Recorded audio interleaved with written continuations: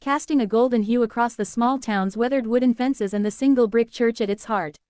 The air buzzed with anticipation, not just for the wedding that was about to take place but for the whispers that had been swirling through the town for weeks. Clara Thompson, the bride-to-be, was the talk of every porch and saloon. Not because of her charm or grace, though she had plenty of both, but because of her size. Clara was a big woman, broad-shouldered, heavy-set, with a presence that filled any room she entered. And in a town where folks clung to narrow ideas of beauty, that made her a target. Clara had come to Willow Creek 2 years prior, a seamstress with a knack for turning scraps of fabric into dresses that could make anyone feel like royalty. She'd set up shop in a small corner of the general store, her nimble fingers working magic with a needle and thread. Her laugh was loud, her smile wide, and her heart bigger than the plains themselves. But to many in town, she was an oddity, a woman who didn't fit their mold of what a bride should be. When word got out that she was engaged to Tom Harper, a rugged cowboy with a quiet demeanor and a ranch just outside town, the whispers turned vicious. "She's too big for a wedding dress," Mrs. Langley, the town's self-appointed gossip, had said at the general store, loud enough for half the town to hear. Poor Tom, he must have lost a bet. Clara heard it all. She wasn't deaf to the snickers or blind to the sideways glances. But she held her head high, her brown eyes steady, her hands never faltering as she stitched her own wedding dress. It was a simple design, cream-colored with delicate lace at the neckline, tailored to hug her curves in a way that made her feel beautiful. She didn't care if the town approved. Tom loved her, and that was enough. Tom was a man of few words, his face weathered by years under the sun, his hands calloused from roping cattle. He'd fallen for Clara not because of how she looked but because of how she made him feel, seen, understood, alive. He'd proposed under the big oak tree by the creek, his hat in his hands, his voice steady as he told her she was his home. Clara had cried, laughed, and said yes before he could even finish. But the town didn't see their love. They saw a mismatch, a lean, handsome cowboy and a woman they deemed too large to be his bride. The cruelty peaked the day before the wedding, when Clara stepped out of her shop to hang a sign announcing she'd be closed for the ceremony. A group of young men, fueled by cheap whiskey and boredom, stood across the street, laughing loud enough to draw a crowd. "Look at that dress," one of them shouted, pointing at the cream gown displayed in her shop window. "Ain't no way she's squeezing into that." The others roared, their laughter sharp as a blade. Clara froze, her hand still on the sign. She felt the eyes of the town on her, the weight of their judgment pressing down. For a moment, she wanted to run, to hide, to rip the dress to shreds and call the whole thing off. But then she straightened, smoothed her apron, and turned back to her shop without a word. She wouldn't give them the satisfaction of seeing her break. Inside, she sat at her sewing table, her hands trembling. She didn't cry. She'd promised herself years ago she'd never cry over people who didn't deserve her tears. But the hurt lingered, a dull ache in her chest. She wondered if Tom ever heard the whispers, if he ever doubted her. The thought made her stomach twist. The next morning, the church was packed. Not out of love for Clara and Tom, but out of curiosity. Folks wanted to see if she'd dare walk down the aisle, if she'd wear that dress, if she'd falter under their stares. The pews were filled with familiar faces, Mrs. Langley in her usual front row seat, her lips pursed, the young men from the street, still smirking, and others who'd whispered behind their hands for weeks. Clara's few friends sat near the front, their smiles tight with worry. Tom stood at the altar, his black suit pressed, his hat resting on a chair nearby. His eyes were fixed on the door at the back of the church, steady and calm. Beside him stood his daughter, Lily, a 6-year-old with wild curls and a gap-toothed grin.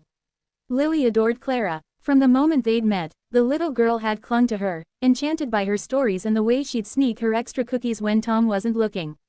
Lily was the flower girl, her basket of petals swinging in her hand as she fidgeted with excitement. The organ began to play, a soft hymn that filled the church.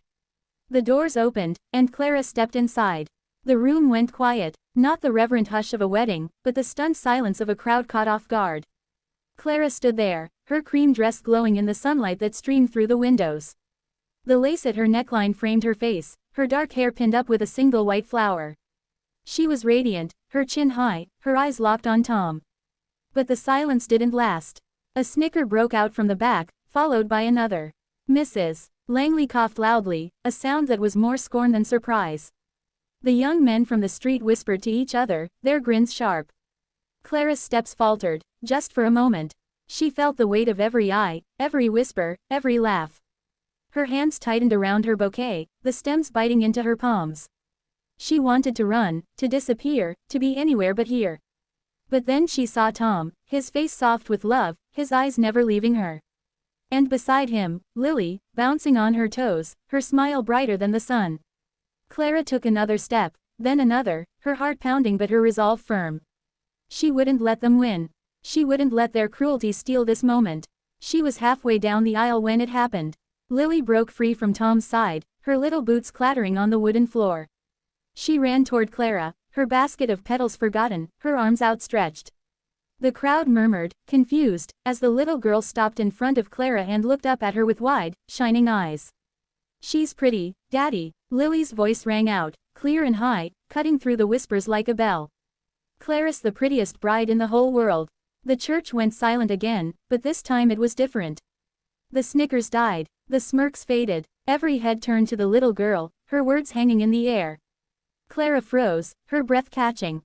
She looked down at Lily, who was beaming up at her, oblivious to the crowd, to the judgment, to anything but the woman she adored. Clara's eyes filled with tears, but she blinked them back. She knelt down, her dress pooling around her, and pulled Lily into a hug. "Thank you, sweetheart," she whispered, her voice thick. Lily hugged her back, her small arms tight around Clara's neck. "You're gonna be my mama now, right?" she asked, loud enough for the front rows to hear. Clara laughed, a soft, shaky sound. "If you'll have me," she said. "I will," Lily declared, and she grabbed Clara's hand, tugging her toward the altar. "Come on, let's get married." The crowd didn't know what to do. Some shifted uncomfortably, their laughter replaced by something else, guilt, maybe, or shame. Others smiled, touched by the little girl's sincerity. Mrs. Langley's pursed lips softened, just a fraction. The young men in the back looked at their boots, their smirks gone. Clara stood, her hand in Lily's, and continued down the aisle. The organ played on, but it was Lily's voice that echoed in her heart. She reached Tom, who took her other hand, his eyes shining with pride and love. He leaned in, his voice low. "She's right, you know. You're the prettiest thing I've ever seen." Clara smiled, her heart full. The ceremony began, the pastor's voice steady as he led them through their vows. Clara promised to love Tom, to stand by him, to be his partner in all things. Tom promised the same, his voice rough with emotion. Lily stood between them, clutching Clara's hand, her basket of petals now scattered across the floor. When the pastor pronounced them husband and wife, the church erupted in applause, not the polite clapping of obligation, but something warmer, something real. Clara looked out at the crowd and saw faces that had mocked her now softened, some even teary. She didn't know if it was Lily's words or the sight of their love, but for the first time, she felt seen not as the obese bride, but as Clara, loved, chosen, enough. The reception was held in the field behind the church, under a sky turning pink with sunset. Tables were laden with food, roast chicken, cornbread, apple pie, and a fiddler played a lively tune. Clara and Tom danced their first dance, her dress swirling around her, his hand steady at her waist. Lily joined them, spinning in circles until she was dizzy, her laughter infectious. As the night went on, people approached Clara, some with apologies in their eyes, others with kind words they hadn't bothered to offer before. Mrs. Langley even managed a stiff compliment about her dress, though it was clear the words pained her. Clara accepted it all with grace, but she didn't need their approval anymore. She had Tom's hand in hers, Lily's arms around her waist, and a future that felt brighter than she'd ever dared dream. Later, as the stars came out and the fiddler slowed his tune, Clara sat with Lily in her lap, watching Tom talk with a group of ranchers. The little girl was half asleep, her head resting against Clara's chest. "You meant what you said, didn't you?" Clara asked softly, brushing a curl from Lily's face. "About me being pretty?" Lily nodded, her eyes heavy. "You're pretty 'cause you're kind," she mumbled. "And you love me and Daddy." Clara's heart swelled. She kissed Lily's forehead, holding her close. The whispers of the town, the laughter, the cruelty, they faded into nothing against the weight of this moment. She was Clara Harper now, wife to Tom, mother to Lily, and no one could take that away. As the night wound down, Clara and Tom slipped away to their ranch, Lily asleep in Tom's arms. The house was small but warm, filled with the promise of a life built together. Clara hung her wedding dress on the wall, a reminder of the day she'd walked through fire and come out stronger. She didn't know if the town would ever fully change, but she knew she didn't need them to. She had her family, her love, her home. And that was more than enough.